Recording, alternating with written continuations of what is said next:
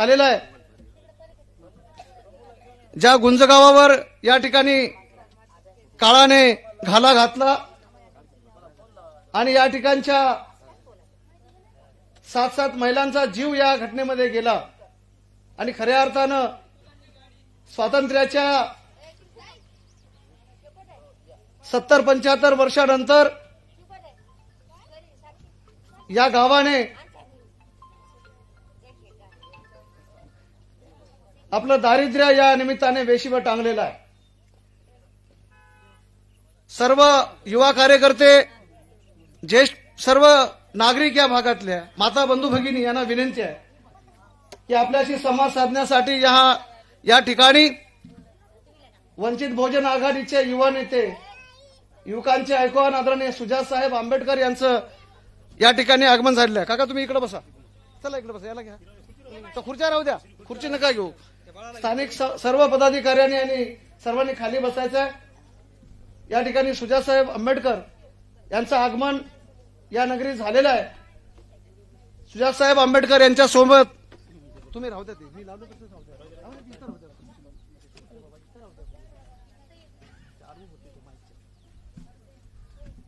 सुजात साहेबांचं या ठिकाणी आगमन झालेलं आहे। आपल्या दुःखात सामील होण्यासाठी या ठिकाणी आदरणीय सुजात साहेब आंबेडकर आपल्यामध्ये उपस्थित आहेत। आपण सर्वांनी बसून घ्यावं, सर्वांनी खाली बसा, सर्वांनी या ठिकाणी मस्त काम।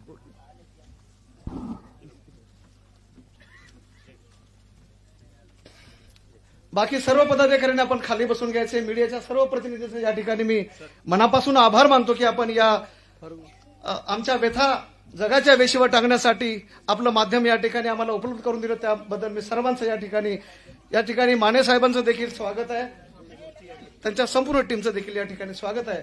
राज्याचे सर्व पदाधिकारी, जिल्ह्याचे सर्व पदाधिकारी आदरणीय सुजात साहेब आंबेडकर यांच्यासोबत उपस्थित आहेत। आपण सर्वांनी खाली बसा, दादा खाली बसा, सर्व खाली बसा, सर्वांनी आपण सुद्धा खुर्च्यावर या ठिकाणी स्थानापन्न बसा, बसून घ्या, सर्वांनी खाली बसा। मीडियाचे प्रतिनिधी सोडून बाकी सर्वांनी आपल्या आपल्या जागी बसून घ्या। मीडियाचे सर्व प्रतिनिधी सोडून बाकी सर्वांना विनंती आहे आपण खाली बसा। दादा खाली बसा, तुम्ही सर्व खाली बसा, हा बसा दादा, बसा आपण।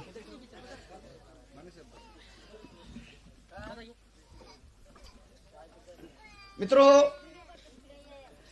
घटना घडलेल्या दिवसापासून अगदी सकाळपासून सर्वांनी या ठिकाणी बाळासाहेब आंबेडकर आणि आंबेडकर कुटुंबीय या गुंजगावाकडे लक्ष देऊन आहे। सकाळी ही जेव्हा घटना सर्वांना कळाली, त्यानंतर साहेबांच्या आदेशाने या ठिकाणी वंचित बहुजन आघाडीच्या पदाधिकाऱ्यांनी अगदी सकाळपासून या घटनेचं गांभीर्य ओळखून या ठिकाणी त्यांच्या सुखात दुःखात आपण सामील आहोत। या ठिकाणी आदरणीय सुजात साहेब आंबेडकर देखील आपल्या या घटनेमध्ये आपलं सांत्वन करण्यासाठी, आपल्याशी चर्चा करण्यासाठी, इथल्या स्वातंत्र्याच्या 75 वर्षानंतरही इथल्या ज्या समस्या आहेत त्या समस्या जैसे ते आहेत। म्हणजे काल परवा ज्यांनी झाडावरून ही लाईट टाकली आणि कुठले तरी जुने नळ होते त्यांना खोदून या ठिकाणी 4-2 ठिकाणी नळाचं कनेक्शन देण्यात गेलेलं आहे। म्हणजे मरणानंतर आमच्या जगण्याचं दुःख इथल्या प्रशासनाला कळालेलं आहे। आमचं दुःख सांगण्यासाठी स्वातंत्र्याच्या 75 वर्षानंतर आम्हाला 6 जीव या ठिकाणी द्यावा लागलेला आहे। दादा सांगायला म्हणजे तुम्ही बोलणार आहेत या ठिकाणी, आणखी काही बोलणार आहेत, पण प्रस्ताविक म्हणून थोडी पार्श्वभूमी आपल्याला मी सांगतो। इथल्या प्रशासनानं, माने साहेब आपण आहात इथं, दळवी मॅडम या ठिकाणी आलेले आहेत, म्हणजे जीवाच्या आकांतानं आम्हाला तुमच्यासोबत म्हणजे आवश्यक असणाऱ्या गोष्टीशी लढायला लागतंय। म्हणजे कधी कधी आम्ही स्वतंत्र भारतात आहोत का नाही असा प्रश्न आम्हाला पडतो। पोटाची खळगे भरणाऱ्या या माता सकाळी 6 वाजता अन्न पाण्या वाचून कामाला जातात आणि आपला जीव गमावतात। 7 मुर्दे या ठिकाणी अंधारात पडून आहेत आणि प्रशासनातला माणूस इथं कोणीतरी नातलगाशी संवाद साधावा, नाही म्हणायला पोलिसांचे कर्मचारी या ठिकाणी हातात दंडे घेऊन होते आम्हाला दाबायला, परंतु नातलगांशी संवाद साधण्यासाठीची यंत्रणा प्रशासनाची या ठिकाणी नव्हती। हा आरोप नाही, आमच्या मनाला म्हणजे आम्ही जे अनुभवले ते या ठिकाणी आपल्याला माहिती असावं। आदरणीय सुजात साहेबांनी ही गोष्ट माहित असावी म्हणून तुम्हाला सांगत आहे। सर्वांनी बसून घ्या। मित्रहो, या ठिकाणी सुजात साहेब आंबेडकर आपल्याशी चर्चा करणार आहेत, आपल्याशी हितगुज करणार आहेत। आपल्या दुःखामध्ये ते या ठिकाणी सामील आहेत.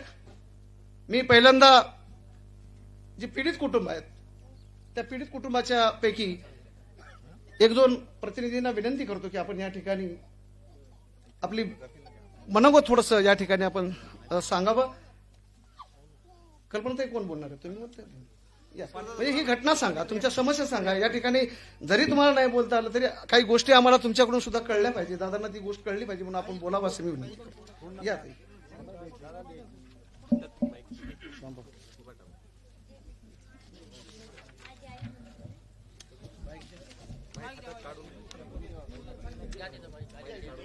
कल्पनाताई इथे या.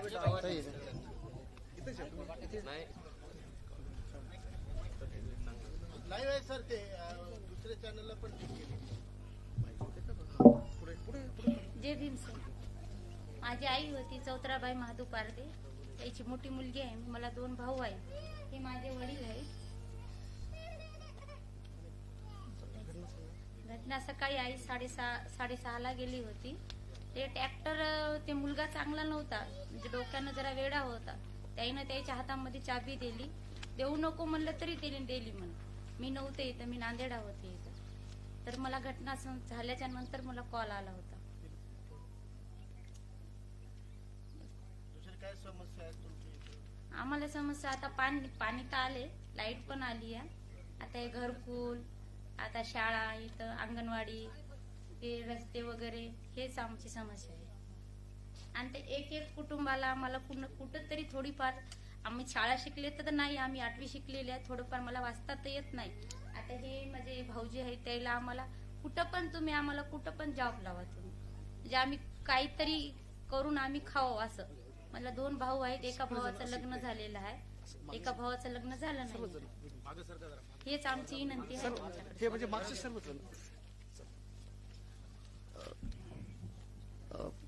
एक विनंती आहे सर्वांना हात जोडून की आपण सर्वांनी असं समोर या. दादाच्या पाठीमागे कोणी थांबू या प्लीज, या सर्वजण या बरं पुढे या सर्वजण या असं या. इकडे जागा आहे ना, इकडे थांबायला या असं या. दादा या ना. ओ भैया, ह्या वेदना आहेत तिथल्या माणसांच्या. कल्पनाताई मागच्या 15 दिवसापासून सातत्यानं बोलत आहे, म्हणजे बोलण्याच्या मर्यादा देखील या लोकांच्या संपल्या आहेत. मी बोला या बोला या की दादा सांगल्या.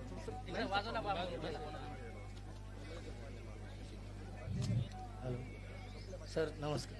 जय माझी पत्नी होती सर त्या ट्रॅक्टरमध्ये. हे मी 3 मुलं आहेत. एक मुलगी, 2 मुलं. आणि ती घटना घडली 6:30 वाजता. जेव्हा आम्हाला माहिती झालं तेव्हा आम्ही घटनास्थळी गेलतो.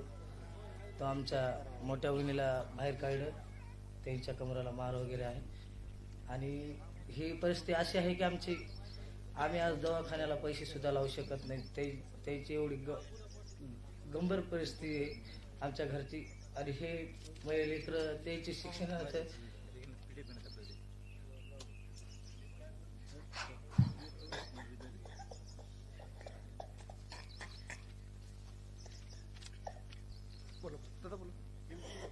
आहोत आम्ही हिंमत ठेवा, जरा हिमतीनं बोला.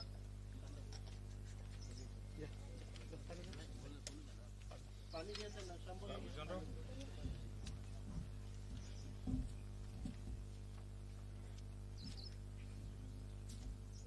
मामा होते ना त्या दिवशी. ओ एक मिनिट.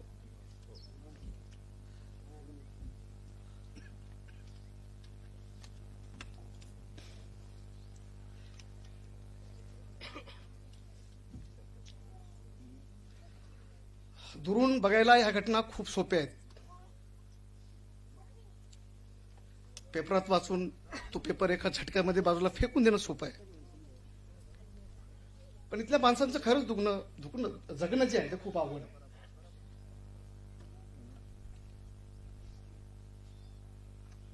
इथल्या माणसाला मानेसाहेब भेटायला आलेल्या आपल्या प्रशासनातली माणसं आरोपीसारखी वागणूक देतात. चढत्या आवाजात, म्हणजे आम्ही काही तुमच्यासोबत किंवा प्रशासनासोबत इथल्या लोकप्रतिनिधी सुद्धा आमची दुश्मनी नाहीये. आणि आम्ही काही ओरबडण्याच्या भूमिकेतली माणसं नाही आहेत. ही माणसं काही ओरबडणारी आहेत का? तर नक्की नाहीत. एक माणूस म्हणून, एक संवेदना म्हणून आमच्याकडे कोणतरी बघावं ही साधी मागणी, अगदी साधी मागणी आमची आहे. मी यानंतर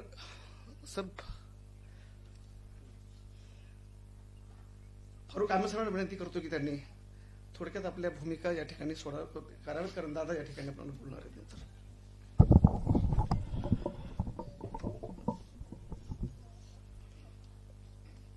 सुजातदादा आंबेडकरजी यांचं आणि बाळासाहेबांची जी तळमळ होती या घटनेच्या पहिल्या दिवशीपासून, पण तब्येत आणि दुसऱ्या व्यस्ततेमुळे स्वतः बाळासाहेब येऊ शकत नव्हते. आदरणीय साहेबांनी सुजातदादाला सूचना केली की तुम्ही त्या गावात जाऊन लोकांच्या भेटी घेऊन या. या निमित्तानं सुजातदादा आंबेडकर आपल्या गावात आलेले आहेत. बाबासाहेब आंबेडकरांचा वारसा हा फक्त फोटो, पुतळा, स्मारकापुरता नाही, तर तो शोषित पीडितांच्या दारापर्यंत जाणारा आहे. याची एक प्रचिती आणून देणारं आज सुजातदादांनी या गावामध्ये आले, तर ते एक आपल्यासाठी खूप महत्त्वपूर्ण टप्पा, या गावाच्या आंदोलनात्मक संघर्षाचा हा एक चांगला टप्पा आहे असं मी मानतो. जिल्हा प्रशासनाचे अधिकारी स्वतः आज इथं उपस्थित आहेत. आपल्या क्षेत्राचे एसडीएम साहेब, तहसीलदार मॅडम ते जातीनं इथं आलेत. त्या अनुषंगाने मी त्यांचा खरं तर आभारच मानतो. आणि आम्हालाही प्रशासनासोबत समन्वयानं हे प्रश्न सोडवायचे आहेत. संघर्षानं मिळवण्याचा मार्ग वेगळा असतो, पण समन्वयानं मिळत असेल तर संघर्ष काला करायचा? आणि मग आपल्या मागण्या, आपला रोष, आपला आक्रोश, प्रशासनाकडून आतापर्यंत झालेलं दुर्लक्ष, या सगळ्या गोष्टींचं वर्तमान प्रशासनातल्या अधिकाऱ्यांच्या संवेदनशील वागणुकीतून जर आपण एक संवाद घडवून, समन्वय घडवून आपले प्रश्न मार्गी लागत असतील तर आपण त्या कामाला प्राधान्य देऊया. या गावाची गुंज हा गाव आहे. गावाची विस्तारित वस्ती लहुजी नगर आहे. 35-40 जवळ इथं घरं आहेत. पूर्ण देशभर शासनाच्या वेगवेगळ्या योजना येतात.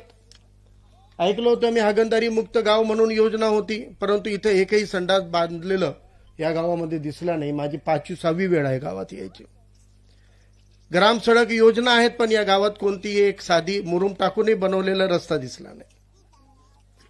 मग हे गाव आहे, विस्तारित गाव आहे, तर प्रशासनाच्या कोणत्याही योजना इथं नाही. म्हणजे विजेचा एक खांबही इथं नव्हता. 5 प्रेत इथं येऊ थांबलेली होती. 5 बॉडी इथं आलेल्या होत्या. त्यांचा अंतिम संस्कार होणार होतं. मी शांभाऊ कांबळे इथं उपस्थित होतो आम्ही. आणि पूर्ण अंधार होता. एकही दिवा नव्हता, एकही लाईट नव्हता. टेम्पररी हॅलोजनच्या लाईट तरी कोणी आणून लावलेले नव्हते. तार नव्हती, विजेची काही नव्हतं. तेव्हा शांभाऊनी थोडं गोंधळ घातलं. पोलीस कर्मचारी होते, त्यांनी म्हणले बा ठीक आहे, आम्ही काय करावं. म्हणले कोणी अधिकारी का नाहीत. मग त्या ओरडण्यातून त्या दिवशीच्या दुसऱ्या दिवशी इथं एक खांब येऊन लागला, एक बल्ब लागला, एक लाईट लागला. झाडावरून उडून का होईना तुमच्या घरापर्यंत तार दिलेली आहे. पण आपल्याला माहित आहे अवकाळी पावसाचे दिवस आहेत. वारा सुटला, पाणी पडला, ती तार कुठं कटली तर त्या तारेच्या कटण्यानंही एक मोठा अपघात होऊ नये म्हणून इथं तातडीनं जसे खंबे बसवण्याची पर्यायी व्यवस्था करायला पाहिजे होती. 14 दिवस लोटून गेले, 15वा दिवस उजळला. परंतु अजूनही या गावावर जसं प्रशासनाचं लक्ष असायला पाहिजे तेवढं लक्ष दिसून येत नाही आहे. कारण आमची 5वी-6वी चक्कर आहे.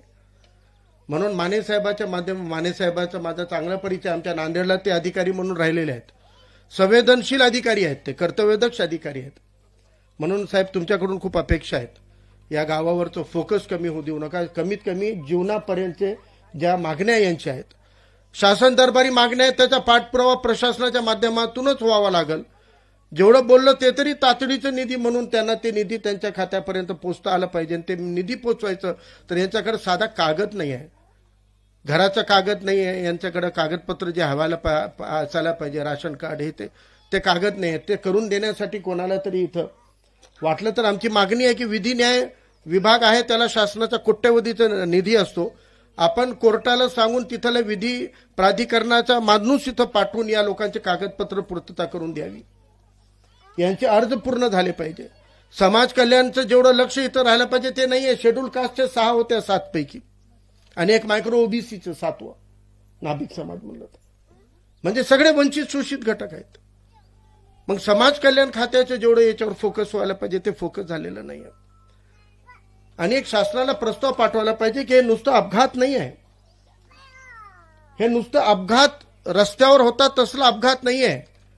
या अपघातामागची पार्श्वभूमी म्हणजे ज्या महिला त्या विहिरीमध्ये ट्रॅक्टरच्या अपघातानं मेलेल्या आहेत त्या महिला सकाळी 6:30ला घरून निघाल्या होत्या आणि दुपारी 1 वाजेपर्यंत पूर्ण पाळीचं काम करून घरी आल्यावर पुन्हा 2 वाजता मजुरीला जात होते संध्याकाळी 6-7 वाजेपर्यंत. म्हणजे एक पाळीचं नाही तर एका दिवसात 2 पाळीमध्ये एका दिवसात 2 दिवसाचं रोजगार करण्याची त्यांच्यावर का परिस्थिती ओढवली. एक दिवस 6-7 तास काम केल्यानंतर थकवा जात नाही शेतमजुरांचा. मग या महिलांना 2-2 पाड्यामध्ये रोजगार करायची पाळी का आली. त्या दिवशी इथं आम्ही थांबलो होतो. हुंदके भरताना एक लेकर म्हणत होती, एक पुरुषाची आवाज आली, आता गट कुठून भरणार. आणि ते कानावर पडल्यानंतर वाटलं की काहीतरी गट भानगड आहे याच्यामध्ये. म्हणजे सगळ्या महिलांचे गट आहेत. गट भरायचे म्हणजे कर्ज फेडायचं आहे. मग हे गट काय आहेत. हे गट काय आहे. बचत गट जे मायक्रो फायनान्स आम्ही वाचलं अर्थशास्त्राचं, तो बचत गट महिलांना स्वावलंबी बनवणारा उद्योग उभा करणारा गट असतो. हे 50-25 हजार रुपये छोट्या छोट्या सामानाला घेण्यासाठी तुम्ही गटाच्या नावानं जे कर्ज देऊन व्याज वसूल करता हे तर खाजगी सावकारी झाली मानेच आहे. बचत गटचा कन्सेप्ट हा नव्हताच. म्हणजे आता बचत गटच्या नावाखाली खाजगी सावकारी सुरू झालेली आहे. या गावातल्या बाया 2 वेळच्या मजुरीला जातात. पुरुष सालगडी म्हणून कामाला राहतात. का सालगडी राहिले तर वर्षभराचं एकदा घेऊन कोणाचं तरी व्याज फेडण्यासाठी पैसे घेतलेत म्हणून वर्षभर गडी म्हणून कामाला राहावं लागायला. म्हणजे ग्रामीण दुरावस्था एकट्या लहुजी नगरपुरती मर्यादित नसेल. मग हे संबंध मराठवाड्यातल्या ग्रामीण दुरावस्था अशी झालेली आहे की जगणं अवघड झालेलं आहे. एकेकाळी शहरामध्ये क्रेडिट कार्डच्या नावाखाली ट्रॅप रचल्या गेलं होतं. आता बचत गटाच्या नावाखाली ग्रामीण भागामध्ये ट्रॅप रचला गेलेला आहे. हे जेव्हा मी एक पोस्ट टाकली वाणेसाहेब फेसबुकवर, बचत गटच्या आडमध्ये काय नवीन शोषण व्यवस्था जन्माला आली का, मला 50 फोन आले. 50. आणि एका पुरुषानं म्हणला माझ्या बायकोला अंथरूण गरम करावं लागते कर्ज देत नाहीये म्हणून.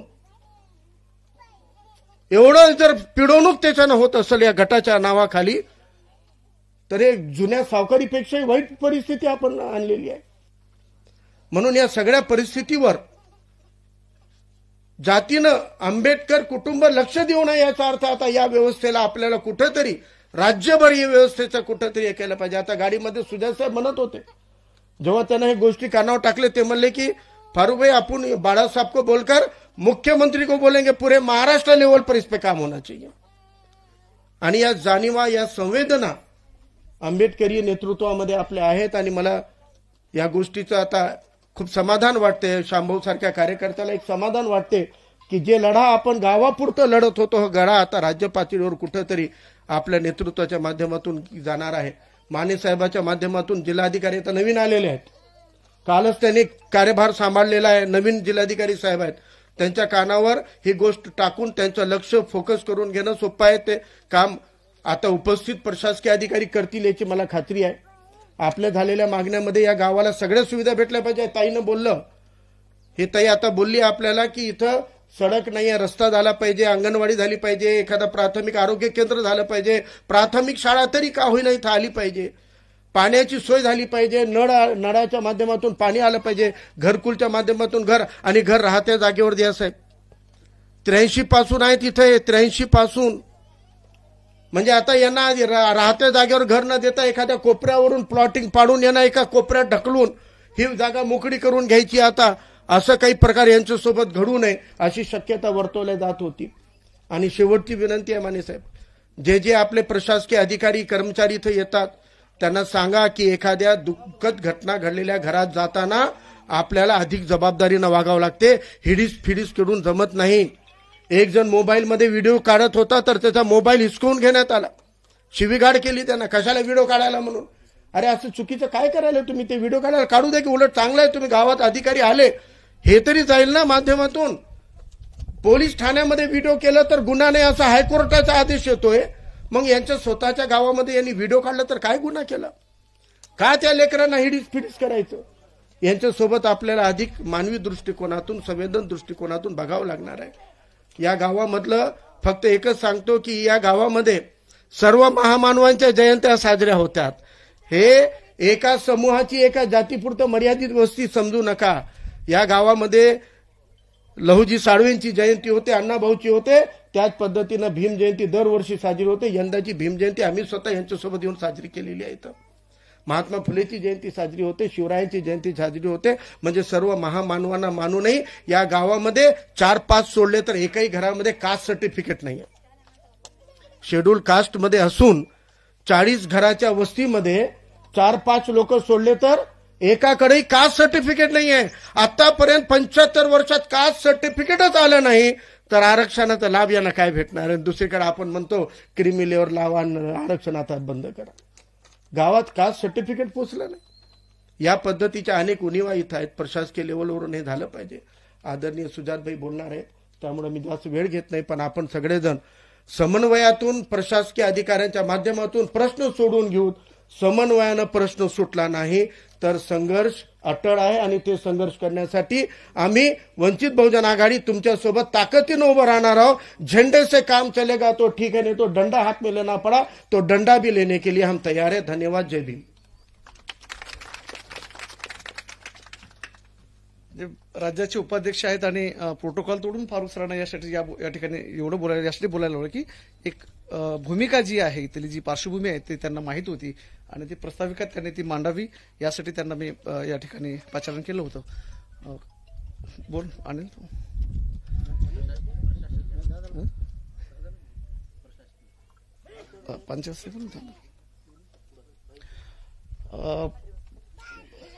दादांचा पुढचा कार्यक्रमही आहे परभणीला, ज्या ठिकाणी स्वतः आदरणीय बाळासाहेब आंबेडकर कोट घालून कोर्टात लढाई लढत आहेत. रस्त्यावरची लढाई तर लढतच आहेत, पण सोमनाथ सूर्यवंशींच्या मारेकऱ्यांना जेलमध्ये टाकण्यासाठी आणि शहीद सोमनाथ सूर्यवंशी यांच्या कुटुंबियांना न्याय मिळावा यासाठी साहेब लढत आहेत.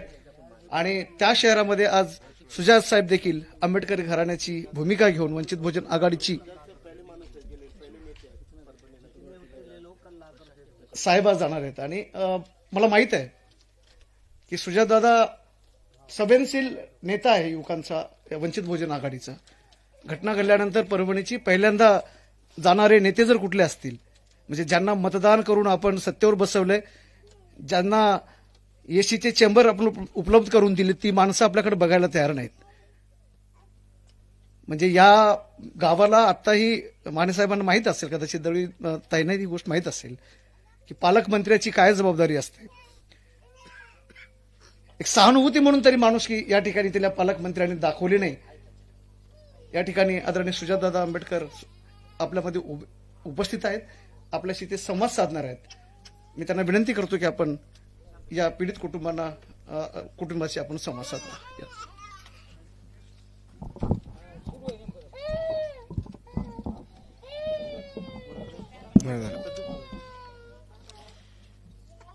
समतेचे विचार रुजवणाऱ्या सर्व महामानवांना त्रिवार अभिवादन करतो.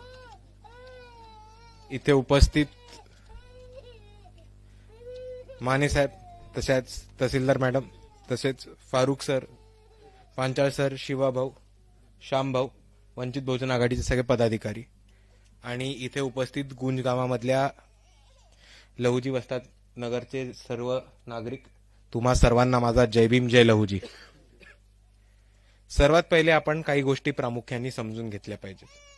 आता बोलताना फारुक सरांनी एक महत्वाचा मुद्दा मांडला होता, तो म्हणजे गटाचा आणि बचत गटाचा. आपण जर इतिहास तपासला तर आपल्याला समजून घेतला पाहिजे की बचत गट कशासाठी सुरुवात केला होता. बचत गटची संकल्पना ही बांगलादेशमध्ये डॉक्टर मोहम्मद युनुस यांनी सुरुवात केली होती आणि कर्ज, सावकारी ह्याच्यापासून दूर जायला 7-8 बैलांनी एकत्र येऊन, एकत्र त्यांचे जितके पण रिसोर्सेस असतील, त्यांचे साठे असेल, त्यांची जमापुंजी असेल, ती एकत्र करून त्याच्या आधारावरती काम घेणं, त्या बचत गटाच्या मीटिंग्स होणं, नियमितप्रमाणे काम करणं आणि सावकारीमध्ये आणि कर्जामध्ये न डुबता महिलांच्या स्वतःच्या मालकीच्या गोष्टी राहतील आणि त्याच्यावरनं त्यांचे पुढचं आयुष्य त्यांना जगता येईल, त्याच्यावरनं कमाई करता येईल, या एका कन्सेप्टनी बचत गट सुरुवात केला होता. पण जर आज आपण बचत गट कोणत्या परिस्थितीमध्ये चालू आहे जर आपण महाराष्ट्रात बघितलं तर ही जी बचत गटामागची संकल्पना होती ती 100% हरवून गेलेली आहे. आता मीटिंगला जायला नको, बचत गटाचे नियम असतात, बचत गटाच्या वेगवेगळ्या कायद्यांमध्ये आपल्याला वाहून घ्यायला लागतं, ते नियम समजून त्याच्याप्रमाणे काम करायला लागतं. म्हणून त्याच्यामध्ये न जाता आता बरीच लोक खूप मोठ्या प्रमाणामध्ये गटाच्या नावावरती चालणाऱ्या सावकारांकडे जातात आणि ही एक खूप मोठा समस्या आपल्या सर्वांसमोर आहे, आपण समजून घ्या. कारण बचत गट महिलांना आर्थिक दृष्टिकोन सक्षम करायला, महिलांना आर्थिक दृष्टिकोनातून बळ द्यायला आणि त्यांची कोणत्याही पद्धतीचं आर्थिक शोषण न होऊ देऊन महिलांच्या हातामध्ये त्यांच्या मालकीची जमीन, सामान, राहतं घर, दागदागिने, पैसा हा महिलांच्या हातामध्ये राहावा, याच्यासाठी बचत गटाची सुरुवात केली होती. पण आज आपल्याला ती परिस्थिती दिसतीये का? नाही. आज आपल्या सर्वांना कोणता ना कोणतं तरी कर्ज या गटाकडनं उचलायला लागले, त्याच्यावरती डबल टिब्बल व्याज घेतात ही लोक. घेतात का नाही घेत? मग आता हा बचत गट आपल्या विकासासाठी किंवा आपल्या सुरक्षेसाठी नाहीये, तर हा आपल्याला लुटायला सुरुवात करतो, हे आपण सर्वांनी लक्षात घेतलं पाहिजे. बचत गट हा महिलांच्या सुरक्षेसाठी सुरुवात केला होता आणि ती संकल्पना तिथपासून सुरुवात झालेली. पण आज जे आपल्याला दिसतंय त्याला आपण इंग्लिशमध्ये सर प्रायव्हेट मनी लेंडिंग म्हणू किंवा मराठीत बोलायचं तर सरळ भाषेत सावकारी म्हणू, की मोठ्या मोठ्या व्याजावरती घर, दागदागिने, पैसे, जमीन हे गोष्टी ठेवून इकडे मोठ्या व्याजाच्या रेटवरती देतात आणि मग इकडच्या महिला 2-2 वेळा दिवसातनं काम करतात, 2-2 पाळ्यांवरती जातात कर्जातनं मुक्त व्हायला. आपले नवरे, आपले इकडचे पुरुष हे वेगवेगळी लोक सालगडी म्हणून काम करतात. आता सर जर आपण या घटनेकडे बघितलं तर बाहेर न बघताना बघायला गेलो तर आपल्याला हा ऍक्सिडेंट वाटेल, पण जर आपण नीट समजून घेतलं तर आपल्याला एक गोष्ट प्रामुख्याने दिसेल की ज्या लोकांनी त्यांचा जीव गमावलाय त्यांना बॅड गव्हर्नन्समुळे, सरकारच्या आणि शासनाच्या दुर्लक्षतेमुळे त्यांना त्यांच्या मृत्यूकडे ढकलण्यात आले. आपण सोपी गोष्ट बघू, इकडे आपल्याला छोट्या छोट्या सुविधा उपलब्ध नाहीयेत, प्यायच्या पाण्याचे नळ नाहीयेत, इकडे हँडपंप अजून पोचलेले नाहीयेत, आपल्याकडे अजूनही विजेची खांब आलेला नाहीये. फारुख सरांनी आणि तसंच श्यामभाऊंनी महत्वाचा मुद्दा मांडला की पावसामध्ये ह्याच्यामुळे येणाऱ्या काळामध्ये अपघात व्हायची शक्यता आहे. आणि तसंच दुसऱ्या बाजूला सर एक आरसी युनिट टॉयलेट ह्याची कमी आहे आणि त्याच्याहून महत्वाचं म्हणजे इकडच्या लोकांना कोणतीही मूलभूत जी सुविधा सरकारकडनं उपलब्ध देऊन हवी होती ती नाहीये. आणि त्याच्यामुळे आपण बघितलं तर सरकारच्या आणि शासनाच्या निष्काळजीपणामुळे आज 7 लोकांना आपला जीव गमवायला लागलाय. आणि वंचित बहुजन आघाडीच्या तर्फे आणि या गावाच्या सर्व नागरिकांच्या तर्फे आम्ही आपल्याला एक निवेदन देतो. त्याच्यामध्ये आमच्या प्रामुख्याने मागण्या आहेत. ते म्हणजे आता महाराष्ट्र शासनाकडनं 5 लाख आणि केंद्र सरकारकडनं 2 लाख दिलेत, ते वाढवून मोबदला हा 1 कोटीपर्यंत दिला पाहिजे. कारण हा जो मृत्यू झालाय तो फक्त आणि फक्त सरकारच्या निष्काळजीपणामुळे आणि बॅड गव्हर्नन्समुळे झालाय आणि ह्याचा मोबदला हा सरकारनी शासनाने 1 कोटीपर्यंत दिला पाहिजे. त्याचबरोबर इकडे ज्या ज्या घरातनं लोकांनी ज्या ज्या कुटुंबामध्ये मृत्यू झालाय त्या कुटुंबामधल्या एका तरी माणसाला शासकीय नोकरीवरती ठेवलं पाहिजे, हे प्रामुख्याने वंचित बहुजन आघाडी मागणी करते. आणि त्याचबरोबर लहुजी वस्ताद नगरच्या सगळ्या मूलभूत मागण्या, मूलभूत गरजा ह्या तातडीने पूर्ण करा, अशी मी आपल्या सर्वांना या गावाच्या वतीने, वंचित बहुजन आघाडीच्या वतीने विनंती करतो. आणि मी या गावातल्या सर्व लोकांना सांगतो की वंचित बहुजन आघाडी, फारुख सर, श्यामभाऊ, मी, आम्ही सर्व आपल्या दुःखामध्ये सामील आहोत. आणि ह्याच्या पुढे कोणतीही गरज लागली, कोणताही प्रॉब्लेम आला, कोणतीही अडचण आली तर सदैव आम्ही तुमच्याबरोबर खांद्याला खांदा लावून या लढ्यामध्ये आम्ही तुमच्याबरोबर उभे आहोत. एवढं म्हणून मी आपली रजा घेतो. धन्यवाद.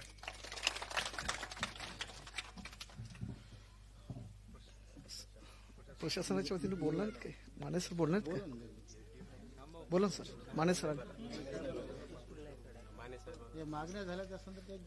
माने सर. मित्रांनो, ह्या झाल्या आपल्या भूमिका, आपल्या मागण्या. पण ज्यांच्याकडं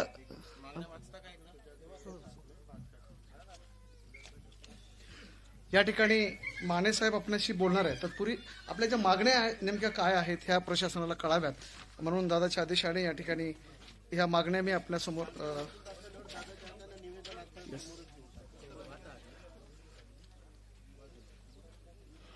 काही महत्वाच्या मागण्या या निवेदनामध्ये हिंगोली जिल्ह्याच्या वंचित बहुजन आघाडीच्या वतीने या ठिकाणी ठेवण्यात आलेल्या आहेत. त्यामध्ये आर्थिक मदतीचा विषय आहे, ज्यामध्ये राज्य व केंद्र सरकारने जाहीर केलेली आर्थिक मदत तातडीने मंजूर करून पीडित कुटुंबांना ती तात्काळ वितरित करण्यात यावी. विशेष सहायता निधी म्हणून शासनाने जाहीर केलेली जी मदत आहे ती अत्यंत तुटपुंजी आहे. म्हणजे रस्त्यावर रोड अपघातात मरणाऱ्या माणसांना आपण ही रक्कम देतात तेवढी तुटपुंजी आहे. आणि सुजात साहेबांनी आता जी मागणी केली त्याप्रमाणे कुटुंबांना 1 कोटी रुपयाचा जो निधी आहे तो तात्काळ या ठिकाणी देण्यात यावा. प्रत्येक पीडित कुटुंबास 5 एकर ओलिताची जमीन ही या ठिकाणी उपलब्ध करून द्यावी.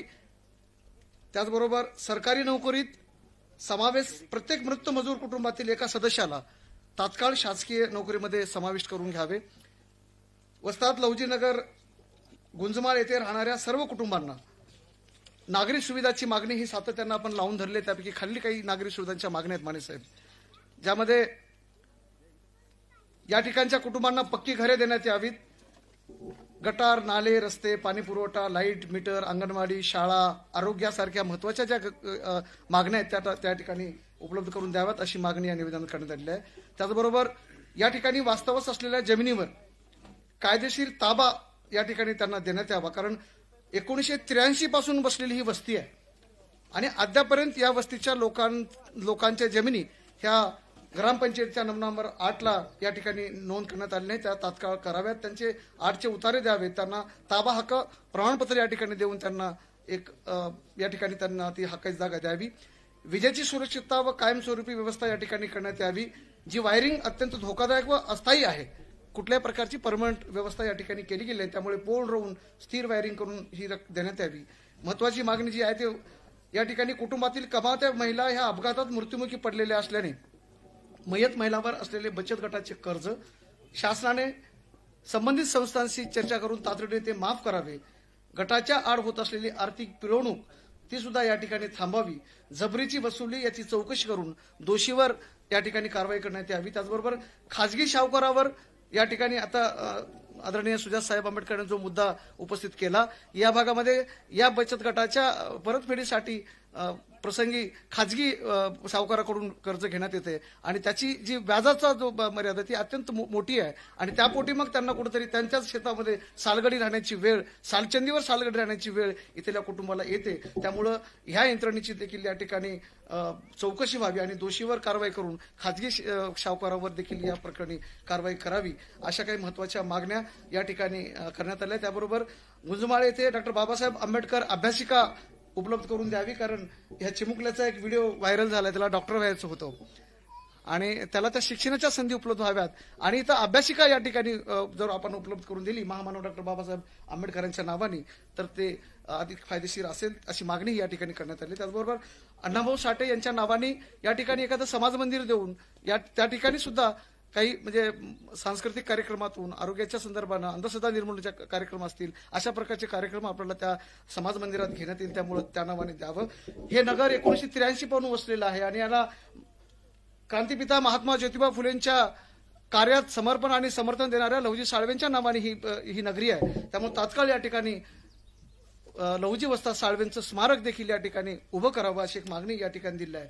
इथल्या नागरिकांसाठी आणि गावातील नागरिकांसाठी देखील या भागामध्ये खूप जमीन आहे, त्यामुळे खेळाचं एखादं मैदान, त्याचबरोबर या ठिकाणच्या लोकांसाठी अंगणवाडीची एक सुविधा आणि या गावातल्या आणि परिसरातील अशा कामगार लोकांच्यासाठी एक प्राथमिक शाळा या ठिकाणी एक नव्याने या ठिकाणी उपलब्ध करून द्यावी अशी एक मागणी या ठिकाणी आहे. त्याचबरोबर प्राथमिक आरोग्य केंद्राची जी मागणी आहे ती या ठिकाणी करण्यात आली आहे. कायदेशीर व सामाजिक संरक्षण देण्यासाठी या ठिकाणच्या नागरिकांना ह्या जमिनीच्या संदर्भानं काही धमक्या, काही निनावी फोन किंवा काही कोऱ्या कागदावरच्या सह्या आणि मग करत नसतील तर वेगळ्या प्रकारचं दाबदडप या ठिकाणी केल्या जात असल्याच्या तक्रारी त्या गावातल्या लोकांकडून आहेत. म्हणजे प्रशासनाची ही विनंती आहे की या नागरिकांच्या संरक्षणाचा विषय देखील आपण या ठिकाणी घ्यावा. त्याचबरोबर अपघात व सामाजिक अन्यायाची चौकशी आहे ती करण्यात यावी. अपघातामागील परिस्थिती, यंत्रणाचे दुर्लक्ष व बचतगट सावकारी विळखा यांच्या पार्श्वभूमीवर स्वतंत्र चौकशी समिती गठीत करून 30 दिवसात अहवाल सादर करण्याचे आदेश द्यावेत. वरील सर्व मागण्या संविधानाच्या कलम 21 जीवनाचा अधिकार आणि कलम 46 अनुसूचित जातींना या देशामध्ये दिले गेलेलं संरक्षण या कलमाखाली आहेत. म्हणून या चौकटीत राहून ह्या मागण्या आपण पूर्ण कराव्या. संविधानाच्या बाहेरचं आम्ही मागत नाही, किमान संविधानाने जे आम्हाला हक्क दिलाय ते द्याव्यात, अशा प्रकारच्या मागण्या या ठिकाणी या निवेदनामार्फत करण्यात आलेल्या आहे. मी आदरणीय सुजातदादांना विनंती करतो की हे मागण्यांचं पत्र आणि इथल्या स्थानिकांच्या वतीनं आपण सन्माननीय एसडीएम साहेब यांना या ठिकाणी द्याव्यात. तुम्ही जातो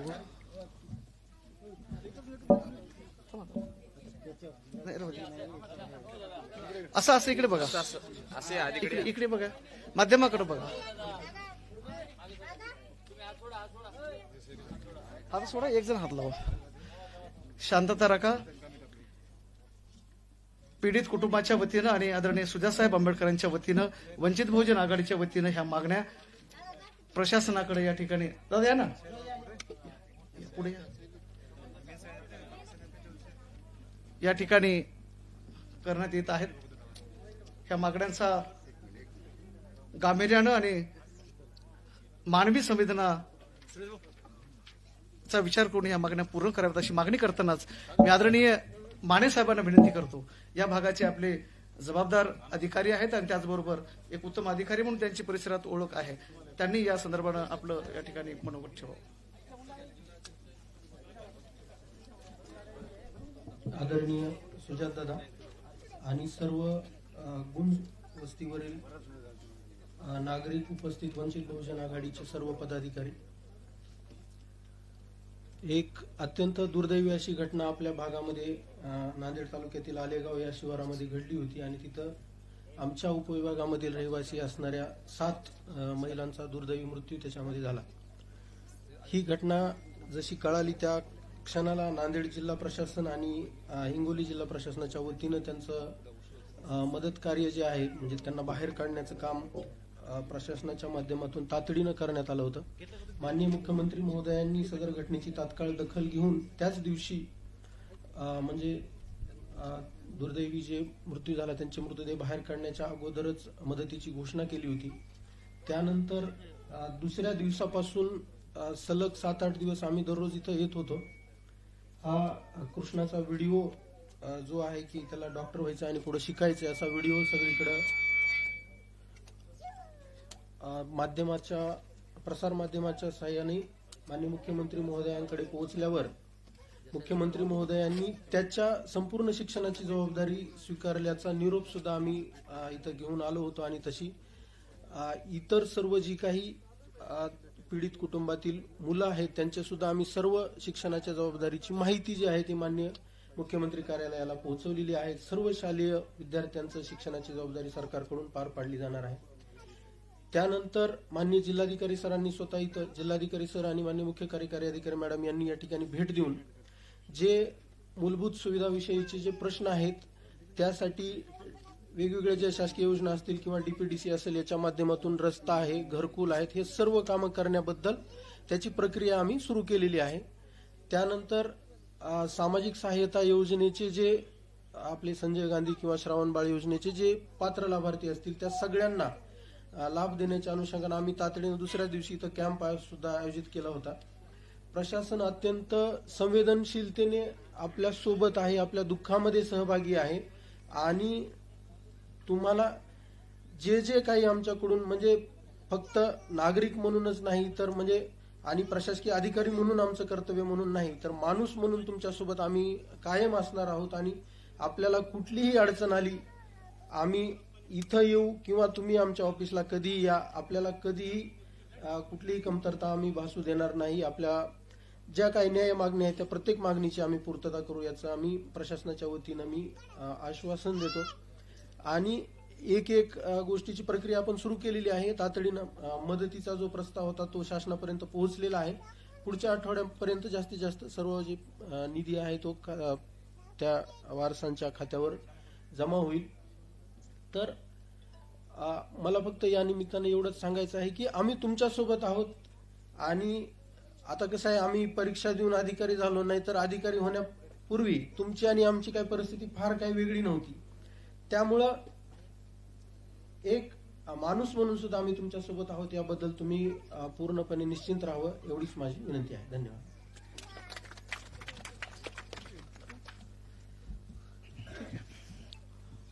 धन्यवाद साहेब.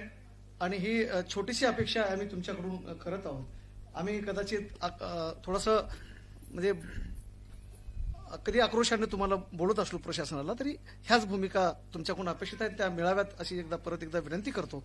आणि या ठिकाणी दादांना विनंती करतो की आपण या भागामध्ये एक छोटीशी पाहणी करावी.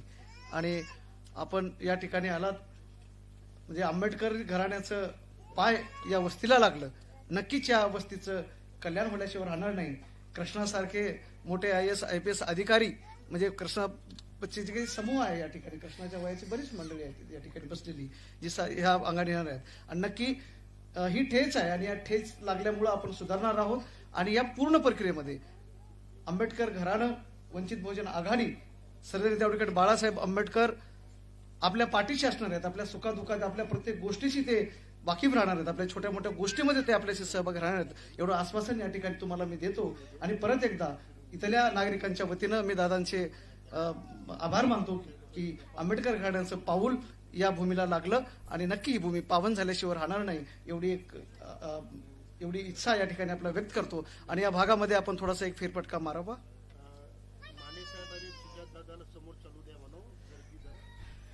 हा, आणि दादा या भागाची एक आपण फेरी करावी असं विनंती करतो. आदरणीय मानेसाहेब आणि सुजासाहेब आंबेडकर हे समोर असतील, आपण सर्वांनी मागे राहावं. कोणी पुढे जाण्याचं कार्यकर्त्यांना विनंती की दादांना ह्या गोष्टी, साहेबांना ह्या दादांना गोष्टी सांगू द्या. आपण विनंती करतो साहेबांना की आपण या ठिकाणी हा मी चला.